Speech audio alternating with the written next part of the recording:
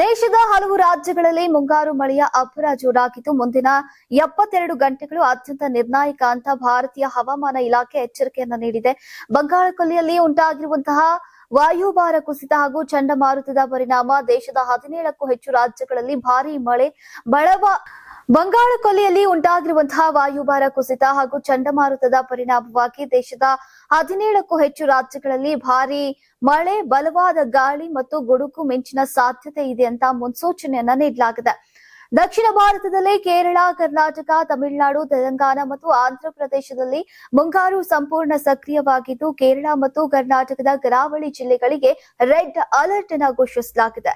ಹಲವು ಕಡೆಗಳಲ್ಲಿ ಭಾರಿ ಮಳೆಯಾಗುವಂತಹ ಸಾಧ್ಯತೆ ಇರೋದ್ರಿಂದ ಮೀನುಗಾರರು ಸಮುದ್ರಕ್ಕೆ ಇಳಿಯದಂತೆ ಸೂಚಿಸಲಾಗಿದೆ. ಇನ್ನು ಉತ್ತರ ಭಾರತದಲ್ಲೂ ಕೂಡ ಹವಾಮಾನ ವೈಪರೀತ್ಯ ಹೆಚ್ಚಾಗಲಿದೆ. ದೆಹಲಿ, ಎನ್ಸಿಆರ್, ಉತ್ತರ ಪ್ರದೇಶ, ಬಿಹಾರ್, ಜಾರ್ಖಂಡ್, ಪಂಜಾಬ್, ಹರಿಯಾಣ ಹಾಗೂ ರಾಜಸ್ಥಾನದಲ್ಲಿ ಈಗ ಗಂಟೆಗೆ 70ರಿಂದ 80 ಕಿಲೋಮೀಟರ್ ವೇಗದಲ್ಲಿ ಗಾಳಿ ಬೀಸುವಂತಹ ಸಾಧ್ಯತೆ ಇದೆ.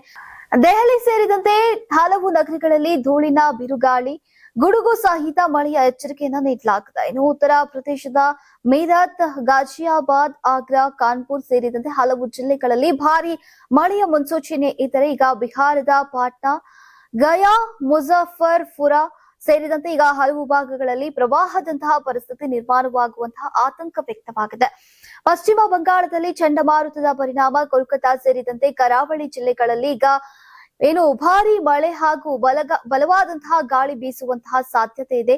ಮಧ್ಯಪ್ರದೇಶ, ಪಂಜಾಬ್ ಮತ್ತು ಹರಿಯಾಣದಲ್ಲೂ ಕೂಡ ಗುಡುಗು ಸಹಿತ ಮಳೆಯ ಎಚ್ಚರಿಕೆಯನ್ನ ನೀಡಲಾಗಿದೆ. ಇತ್ತ ಉತ್ತರಾಖಂಡ, ಹಿಮಾಚಲ ಪ್ರದೇಶ ಮತ್ತು ಜಮ್ಮು ಕಾಶ್ಮೀರದ ಪರ್ವತ ಪ್ರದೇಶಗಳಲ್ಲಿ ಭಾರಿ ಮಳೆ, ಭೂಕುಸಿತ ಹಾಗೂ ಆಲಿಕಲ್ಲು ಮಳೆಯ ಅಪಾಯ ಇದೆ ಅಂತ ಹವಾಮಾನ ಇಲಾಖೆ ತಿಳಿಸಿದೆ. ಇನ್ನು ಪರ್ವತ ರಸ್ತೆಗಳ ಮೂಲಕ ಸಂಚರಿಸುವವರು ಹಾಗೂ ಪ್ರವಾಸಿಗರು ಹೆಚ್ಚಿನ ಎಚ್ಚರಿಕೆಯನ್ನು ವಹಿಸುವಂತೆ ಸೂಚಿಸಲಾಗಿದೆ. ದೇಶದ ಬಹುತೇಕ ಭಾಗಗಳಲ್ಲಿ ಮುಂದಿನ 3 ದಿನಗಳ ಕಾಲ ಮಳೆ ಮತ್ತು ಬಿರುಗಾಳಿಯ ಅಬ್ಬರ ಮುಂದುವರಿಯುವಂತಹ ಸಾಧ್ಯತೆ ಇದೆ.